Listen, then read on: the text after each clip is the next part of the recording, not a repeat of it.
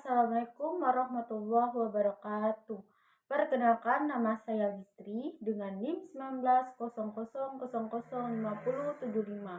kelas 6B, Prodi Pendidikan Guru Sekolah Dasar Fakultas Keguruan dan Ilmu Pendidikan Universitas Ahmad Dahlan.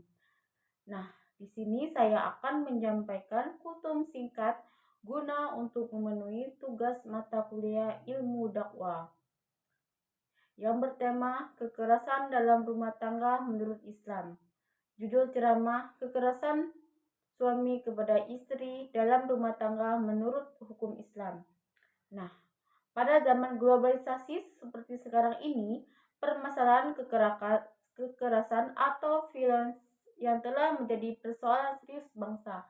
Kekerasan merupakan hambatan dari tantangan negara karena dapat menyebabkan timbulnya sebagian kasus lain seperti kriminalitas, kerusakan moral, perkelahian antar suku, pembunuhan, dan lain-lain. Hal inilah yang mengakibatkan bangsa Indonesia kehilangan prinsip musyawarah, kekeluargaan, demokrasi, toleransi, dan keadilan yang selama ini dijunjung tinggi. Kekerasan dalam rumah tangga atau KDRT adalah perbuatan yang terjadi dalam wilayah keluarga yang mengakibatkan penderitaan lahir dan batin bagi korban yang kebanyakannya perempuan. Salah satu faktor penyebabnya adalah interpretasi keliru dalam memahami ajaran agama Islam. Padahal apabila hal ini diurai, sesungguhnya tindakan KDRT telah melanggar syariat Islam. Karena Islam adalah agama yang ajarannya dengan kemaslahatan dan keadilan serta egalitarian dengan mengedepankan nilai-nilai kemanusiaan termasuk mengangkat harkat dan derajat perempuan.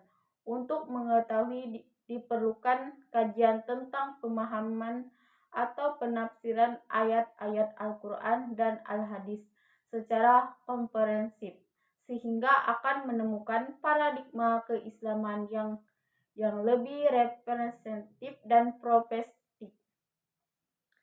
Kekerasan dalam rumah tangga yang disingkat KDRT merupakan implikasi dari ideologi gender, karena tindakan ini merupakan sistem dibangun di atas fundamen yang berlapis. Sistem kekerasan ini dimulai dari subordinat relasi gender, kemudian diperkokoh oleh subordinat dalam sistem feodal.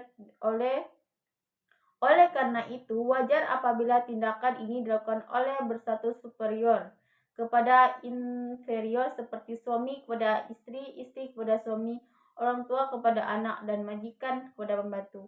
Akibat tindakan tersebut, anggota keluarga lain menjadi korban KDRT, mengalami penderitaan lahir dan batin. Walaupun korban KDRT dapat mengenai seluruh anggota keluarga, namun berdasarkan realita menunjukkan bahwa jumlah korban terbesar adalah perempuan.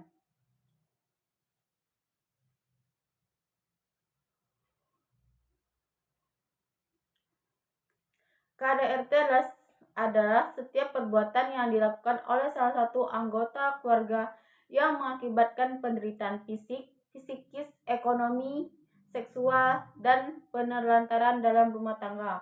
Walaupun seluruh anggota keluarga bisa dimungkinkan terkena tindakan KDRT, namun secara realita korban terbanyak adalah perempuan. Islam yang diyakini sebagai agama yang menjunjung tinggi nilai-nilai kemanusiaan, baik kekerasan terhadap negara, masyarakat, maupun kekerasan dalam rumah tangga. Rumah tangga yang diwarnai kekerasan tidak diajarkan dalam Islam. Islam mengajarkan supaya keluarga mampu membentuk tujuan perkawinan, yaitu sakinah, mawadah, dan warahmah. Nah, adapun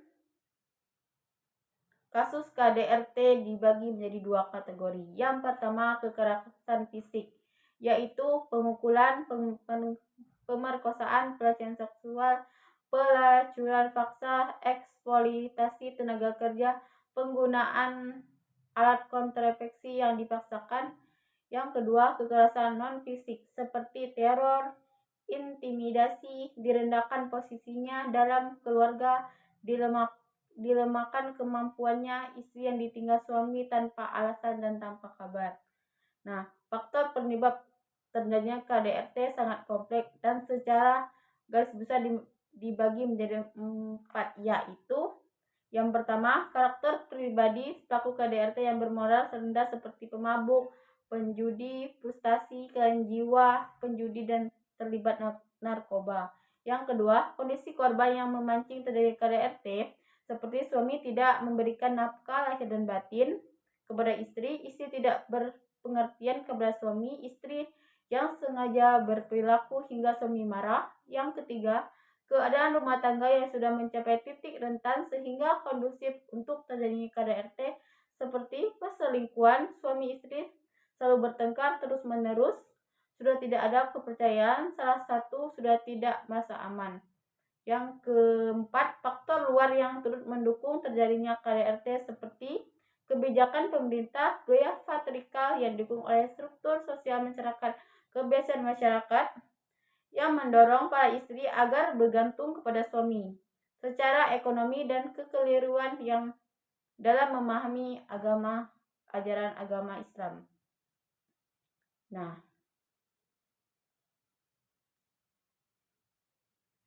Nah, konsep ajaran agama Islam yang sering dipakai untuk melegitimasi atau membenarkan KDRT terdapat pada ayat Al-Quran surah An-Nisa ayat 34 yang berbunyi, yang artinya kaum laki-laki itu adalah pemimpin bagi kaum wanita. Oleh karena Allah telah melebihkan sebagian mereka laki-laki atau sebagian yang lain wanita. Dan karena mereka laki-laki telah menafkahkan sebagian dari harta mereka, sebab itu maka wanita yang soleh ialah taat kepada Allah, lagi memelihara diri ketika suami tidak ada. Oleh karena Allah telah memelihara mereka, wanita-wanita yang kamu khawatirkan nusyuznya, maka nasihatilah mereka dan pisahkan mereka di tempat tidur mereka dan pukullah mereka. Kemudian jika mereka mentaatimu, maka janganlah kamu mencari-cari jalan untuk menyusahkannya. Sesungguhnya Allah Maha Tinggi, lagi Allah Maha Besar.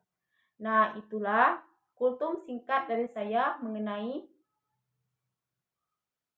kekerasan dalam rumah tangga. Akhir kata saya akhiri. Wassalamualaikum warahmatullahi wabarakatuh.